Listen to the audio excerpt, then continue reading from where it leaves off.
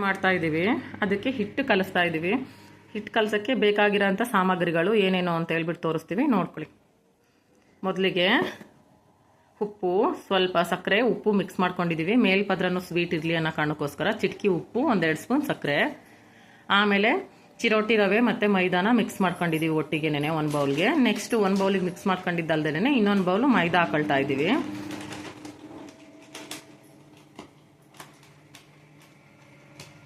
ನಿಮಗೆ ಕ್ವಾಂಟಿಟಿ ಎಷ್ಟು ಬೇಕೋ ಅಷ್ಟು ನೀವು ಮಾಡ್ಕೊಳ್ಳಿ. ನಾವು ಒಂದು ಅರ್ಧ kg ಅಷ್ಟು ಒಂದು ಮಾಡ್ಕೊಳ್ತಾ ಇದ್ದೀವಿ. ಅರ್ಧ kg ಅಷ್ಟು ಗರ್ಜಿಕಾಯಿ ಮಾಡ್ಕೊಳ್ತಾ ಇದ್ದೀವಿ. ಅದಕ್ಕೆ 200 ಗ್ರಾಮು ಚಿರೋಟಿ ರವೆ ಮತ್ತು ಒಂದು 400 ಗ್ರಾಮ್ ಮೈದಾ ಹಾಕೊಂಡಿದ್ದೀವಿ. ಟೋಟಲ್ ಆಗಿ ಅರ್ಧ kg ನಿಯರ್ 700 ಗ್ರಾಮ್ ಅಷ್ಟು 600 ಗ್ರಾಮ್ ಅಷ್ಟು ಹಾಕೊಂಡಿದ್ದೀವಿ. ಇವಾಗ ಸಕ್ಕರೆ, ಉಪ್ಪು ಮತ್ತು ಮೈದಾ ಮತ್ತು ಚಿರೋಟಿ ರವೆ ಎಲ್ಲದನ್ನು ನೀಟಾಗಿ ಮಿಕ್ಸ್ ಮಾಡ್ಕೊಳ್ತಾ ಇದ್ದೀವಿ. ಉಪ್ಪು ತುಂಬ ಹಾಕೊಂಡಿಲ್ಲ, ಚಿಟಕಿ ಅಷ್ಟು ಉಪ್ಪು ಹಾಕೊಂಡಿರೋದು. 2 ಟೇಬಲ್ ಸ್ಪೂನ್ ಸಕ್ಕರೆ ಹಾಕೊಂಡಿರೋದು. ನೀಟಾಗಿ ಮಿಕ್ಸ್ ಮಾಡ್ಕೊಳ್ತಾ ಇದ್ದೀವಿ ಎಲ್ಲದನ್ನು. ಮಿಕ್ಸ್ ಆದಮೇಲೆ ಇವಾಗ ಪೂರ್ತಿ ಅದು ಎಲ್ಲದಕ್ಕೂ ನೀರು ಹಾಕೊಂಡು ಅದಕ್ಕೆ ತಕ್ಕ ಹಾಗೆ ಎಷ್ಟು ಬೇಕು ಕ್ವಾಂಟಿಟಿ ಅಷ್ಟು ನೀರು ಹಾಕೊಳ್ತಾ ಇರೋದು.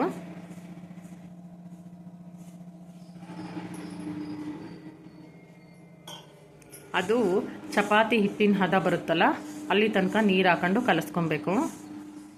ತುಂಬ ಬೇಗ ಜಾಸ್ತಿ ನೀರು ಹಾಕೊಂಡ್ರೆ ತೆಳುವಾಗುತ್ತೆ ಅಂತ ಹೇಳ್ಬಿಟ್ಟು ಕ್ವಾಂಟಿಟಿಗೆ ತಕ್ಕನಾಗಿ ಎಷ್ಟು ಬೇಕಷ್ಟು ಸ್ವಲ್ಪನೇ ನೀರು ಹಾಕೊಂಡು ಮಿಕ್ಸ್ ಮಾಡ್ಕೊಳ್ತಾ ಇದ್ದೀವಿ.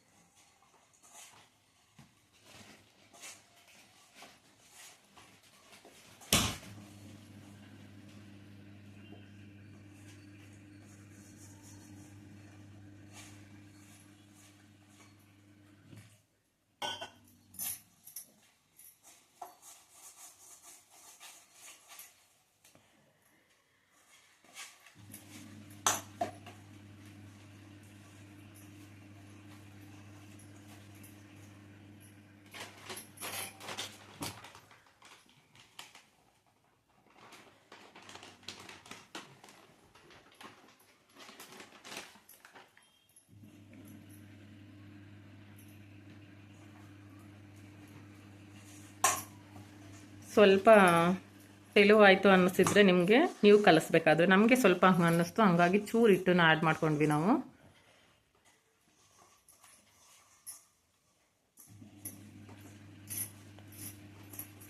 ಅದನ್ನು ಹಿಟ್ಟನ್ನ ಎಷ್ಟು ನಾದುತ್ತೀವಿ ಅಷ್ಟು ಸಾಫ್ಟ್ ಬರುತ್ತೆ ಗರ್ಜಿಕಾಯಿ, ಮತ್ತು ಕ್ರಿಸ್ಪಿಯಾಗಿ ಬರುತ್ತೆ. ಯಾಕೆಂದರೆ ಚಿರೋಟಿ ರವೆ ಹಾಕೊಂಡಿರ್ತೀವಲ್ಲ, ಅದು ಸ್ವಲ್ಪ ಮೆಲ್ಟ್ ಆಗಬೇಕಲ್ಲ, ಹಾಗಾಗಿ ತುಂಬ ನಾದಬೇಕು ನಿಧಾನಕ್ಕೆ.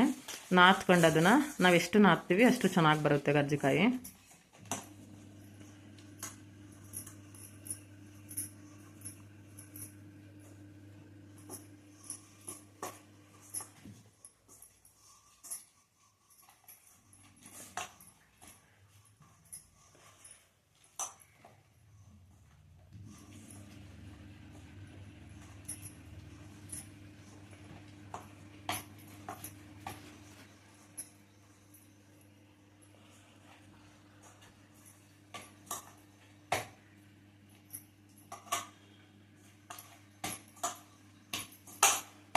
ಈಗ ಹಿಟ್ಟು ಒಂದು ಅದಕ್ಕೆ ನಾದಿದ್ದೀವಿ.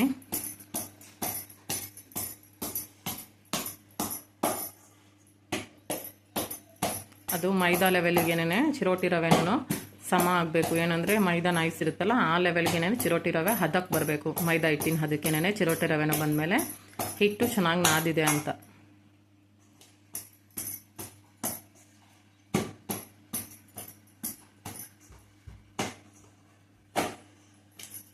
ಇವಾಗ ಹಿಟ್ಟು ಹದವಾಗೈತೆ. ಇನ್ನೊಂದು 10 ನಿಮಿಷ ಅದನ್ನು ಮುಚ್ಚಿಬಿಟ್ಟು ಇಟ್ಬಿಟ್ಟು ಅದೆಲ್ಲ ನೀಟಾಗಿ ಸ್ವಲ್ಪ ಹದಕ್ಕೆ ಬರೋ ತನಕ ಒಂದು 10 ಮಿನಿಟ್ಸ್ ಹಂಗೆ ಬಿಡಬೇಕು. ಅದಕ್ಕೊಂದು ಬೌಲ್ ಮುಚ್ಚಿ ಅದು ನೀಟಾಗಿ ಆದಮೇಲೆ ನೆಕ್ಸ್ಟು ಫುಲ್ ವಿಡಿಯೋ ಹಾಕ್ತೀವಿ, ಸೇರಿಸ್ತೀವಿ. ಹೆಂಗೆ ಪ್ರೊಸೀಜರ್ ಹೆಂಗೆ ಮಾಡ್ತೀವಿ ಕಂಟಿನ್ಯೂಷನ್ ಕೊಡ್ತೀವಿ. ಆವಾಗಲೇ ಹಿಟ್ಟು ಕಲಸಿಟ್ಟಿದ್ವಿ, ಅದು ನೀಟಾಗಿ ಮ್ಯಾರಿನೇಟ್ ಆಗಿದೆ ಫುಲ್. ಅದಾದಮೇಲೆ ಇವಾಗ ನಾವು ಇದನ್ನು ಗರ್ಜಿಕಾಯ್ದು ಮಾಡೋದು ಬರುತ್ತಲ್ಲ, ಆ ಪ್ರೆಸ್ ಮೆಟ್ಟಿಗೆ ಹಾಕೊಳ್ತಾ ಇದ್ದೀವಿ. ಫಸ್ಟಿಗೆ ಈ ಥರ ಒಂದು ಜಾಮೂನಷ್ಟು ದಪ್ಪ ಉಂಡೆ ತೊಗೊಂಡಿದ್ದೀವಿ. ಅದನ್ನು ತಗೊಂಡು ಈ ಥರ ಲಟ್ಟಿಸ್ಕೊಂಡು ಫಸ್ಟಿಗೆ ಒಂದು ಪೂರಿಯಷ್ಟು ಸೈಜಿಗೆ ಲಟ್ಟಿಸ್ಕೊಬೇಕು. ಪೇಪರ್ ಟೈಪ್ ಲಟ್ಟಿಸ್ಕೊಂಡು ನೀಟಾಗಿ. ನಾವು ಇದಕ್ಕೆ ಎಣ್ಣೆ ಹಾಕೊಂಡು ಲಟ್ಟಿಸ್ಕೊಳ್ತಿಲ್ಲ, ಪುಡಿ ಹಾಕೊಂಡು ಮೈದಾ ಪೌಡ್ರ್ ಹಾಕೊಂಡು ಲಟ್ಟಿಸ್ಕೊಳ್ತಾ ಇದ್ದೀವಿ.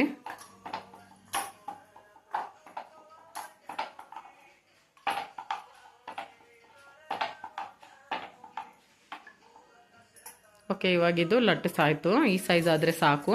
ಆ ಗರ್ಜಿಕಾಯ್ದು ಇದಿದೆಯಲ್ಲ ಪ್ರೆಸ್ ಮಾಡೋ ಮಿಷನ್ನು, ಅದಕ್ಕೆ ಎಷ್ಟು ಬೇಕಷ್ಟಕ್ಕೆ ತೊಗೊಂಡ್ರೆ ಅದಾದಮೇಲೆ ಅದ್ರಕ್ಕೆ ಹಾಕೊಂಡಾದ್ಮೇಲೆ ಇವಾಗ ಆ ಗರ್ಜಿಕಾಯಿಗೆ ಹೂರ್ಣ ಹಾಕ್ತಿದ್ದೀವಲ್ಲ, ಅದನ್ನು ಅದಕ್ಕೆ ಎಷ್ಟು ಬೇಕು ನಾವು 2 ಸ್ಪೂನ್ ಹಾಕ್ಕೊಂಡಿದ್ದೀವಿ, 2 ಟೇಬಲ್ ಸ್ಪೂನ್ ಹಾಕ್ಕೊಂಡಿದ್ದೀವಿ ಅದಕ್ಕೆ. ಮತ್ತು ಇದನ್ನು ಫೋಲ್ಡ್ ಮಾಡಿಬಿಟ್ಟು ನೀಟಾಗಿ ಅದು ಎಣ್ಣೆಗೆ ಬಿಟ್ಟಾಗ ಬಾಯಿ ಬಿಚ್ಕೊಬಾರ್ದು, ಅದು ಬಿಚ್ಕೊಂಡ್ರೆ ಅದ್ರ ತುಂಬ ಎಣ್ಣೆ ತುಂಬ ಅದೇ ಆಗುತ್ತಲ್ಲ, ಸ್ವಲ್ಪ ಪ್ರೆಸ್ ಮಾಡಿ ನೀಟಾಗಿ ಮಿಕ್ಕಿದ್ದನ್ನು ಕಟ್ ಮಾಡ್ತಾಯಿದ್ದೀವಿ. ಹಿಟ್ಟು ಜಾಸ್ತಿ ಆಗಿದ್ದನ್ನ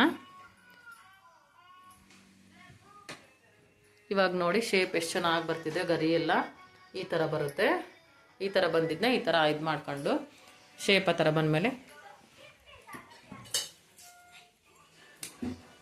ನಾವಿದಕ್ಕೆ ಈ ಗರ್ಜಿಕಾಯಿ ಹೂರ್ಣ ಅಂತ ಏನು ಮಾಡಿದ್ದೀವಿ, ಇದಕ್ಕೆ ಏನೇನು ಹಾಕೊಂಡಿದ್ದೀವಿ ಅಂದರೆ ಕಡಲೆ ಬೀಜನ ಹುರ್ಕೊಂಡು ಅದನ್ನು ಮಿಕ್ಸಿನಲ್ಲಿ 1-2 ಸುತ್ತು ಪುಡಿ ಮಾಡ್ಕೊಂಡಿದ್ದೀವಿ. ಪೌಡ್ರಲ್ಲ, ಜಸ್ಟ್ ಸಣ್ಣಕ್ಕೆ ಪುಡಿ ಮಾಡ್ಕೊಂಡಿದ್ದೀವಿ. ಮತ್ತು ಕಡಲೆ ಪಪ್ಪು ಬರುತ್ತಲ್ಲ ಅದನ್ನು ಪೌಡ್ರು ಮಾಡಿಲ್ಲ, ಅದನ್ನು ಪುಡಿ ಮಾಡ್ಕೊಂಡಿದ್ದೀವಿ. ಮತ್ತು ಬಿಳಿ ಎಳ್ಳನ್ನ ಹುರ್ಕೊಂಡು ಹಾಕೊಂಡಿದ್ದೀವಿ. ಆಮೇಲೆ ಇದು ಕೊಬ್ಬರಿ ತುರಿ ಹಾಕೊಂಡಿದ್ದೀವಿ, ಒಣಗಿಸ್ಕೊಂಬಿಟ್ಟು ಕೊಬ್ಬರಿ ತುರಿದ್ಬಿಟ್ಟು. ಆಮೇಲೆ ಸಕ್ಕರೆ ಹಾಕೊಂಡಿದ್ದೀವಿ. ಆಮೇಲೆ ಶುಂಠಿ, ಒಣಶುಂಠಿ ಮತ್ತು ಏಲಕ್ಕಿ ಪೌಡ್ರನ್ನ ಹಾಕ್ಕೊಂಡಿದ್ದೀವಿ. ಇಷ್ಟನ್ನು ಮಿಕ್ಸ್, ಆಮೇಲೆ ಶುಗರ್ ಎಲ್ಲ ಮಿಕ್ಸ್ ಮಾಡ್ಕೊಂಡಿದ್ದಕ್ಕೆ ಈ ಹೂರ್ಣ ರೆಡಿ ಮಾಡ್ಕೊಂಡಿದ್ದೀವಿ. ಇವಾಗ ಇದನ್ನು ಎಣ್ಣೆಲಿ ಕರಿತೀವಿ, ತೋರಿಸ್ತೀವಿ ನೋಡಿ ಹೆಂಗೆ ಬರುತ್ತೆ ಅಂತ ಹೇಳ್ಬಿಟ್ಟು. ಇವಾಗ ಆಯಿಲ್ನ ಕಾಯಕ್ಕೆ ಇಟ್ಟಿದ್ವಿ ಆಲ್ರೆಡಿನೇ, ಮೀಡಿಯಮ್ ಫ್ಲೇಮ್ ಮಾಡಿದ್ವಿ, ಯಾಕೆಂದರೆ ಅಲ್ಲಿ ನಾವು ಬೇರೆ ಕೆಲಸ ಮಾಡ್ಕೊಳ್ತಿದ್ವಲ್ಲ ಅದಕ್ಕೆ. ಇವಾಗ ಹೈ ಫ್ಲೇಮ್ ಮಾಡ್ತಿದ್ದೀವಿ, ಯಾಕೆಂದರೆ ಎಣ್ಣೆಗೆ ಬಿಡೋ ತನಕ ಹೈ ಫ್ಲೇಮ್ ಬೇಕು, ಹಂಗಾಗಿ ಹೈ ಫ್ಲೇಮ್ಗೆ ಹಾಕಿದ್ದೀವಿ. ಈಗ ಬಿಡ್ತೀವಿ ನೋಡಿ ಒಂದೇನೆ.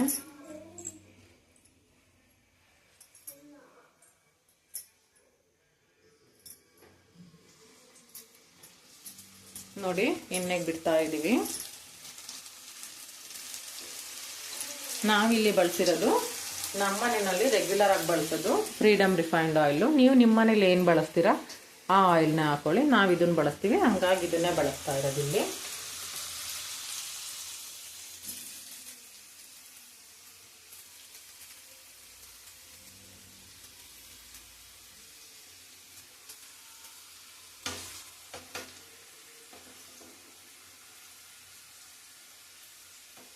ಈಗ ಫ್ಲೇಮ್ ಜಾಸ್ತಿ ಆಯಿತು, ಹಂಗಾಗಿ ಸ್ವಲ್ಪ ಲೋ ಫ್ಲೇಮ್ ಮಾಡ್ತಾ ಇದ್ದೀವಿ. ಆಲ್ರೆಡಿ ಎಣ್ಣೆ ಕಾಯ್ದಿದೆ ನೀಟಾಗಿ. ಇದು ಲೋ ಫ್ಲೇಮ್ನಲ್ಲಿ ಬೇಯಿಸ್ಕೊಂಡ್ರೆ ಸ್ವಲ್ಪ ಕ್ರಿಸ್ಪಿ ಜಾಸ್ತಿ ಇರುತ್ತೆ ಅಂತ ಲೋ ಫ್ಲೇಮ್ ಮಾಡಿರೋದು.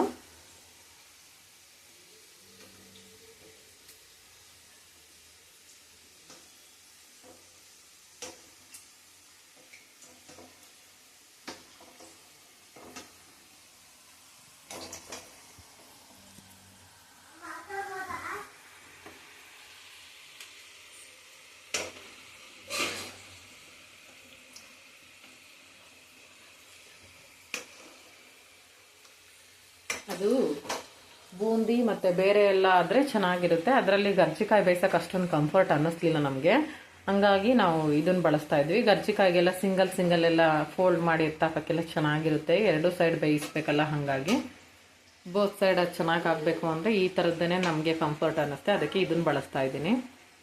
ಅದರಲ್ಲಿ ಅಷ್ಟು ಕಂಫರ್ಟ್ ಅನ್ನಿಸ್ತಿಲ್ಲ. ಈಗ ಲೋ ಫ್ಲೇಮಿಂದ ಹೈ ಫ್ಲೇಮ್ ಮಾಡಿದ್ವಿ. ಫಸ್ಟ್ ಬಿಗಿನಿಂಗು ಬ್ರೌನ್ ಆಯ್ತಲ್ಲ ಬೇಗನೆ, ಅದಕ್ಕೇನೆ ಸ್ವಲ್ಪ ಕಡಿಮೆ ಮಾಡಿದ್ವಿ.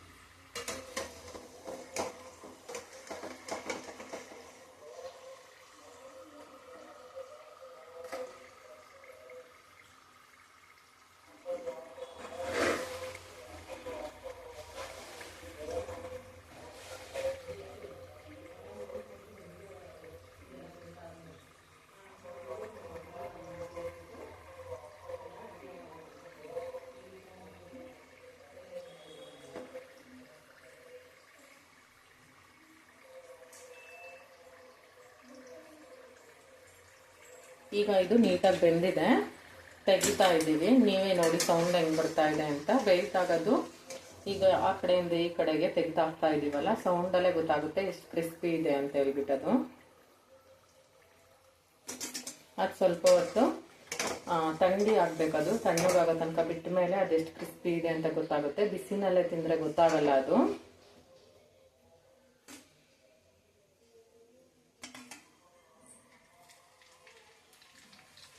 ಈಗ ಫ್ಲೇಮ್ನ ಹೈ ಮಾಡ್ತಿದ್ದೀನಿ.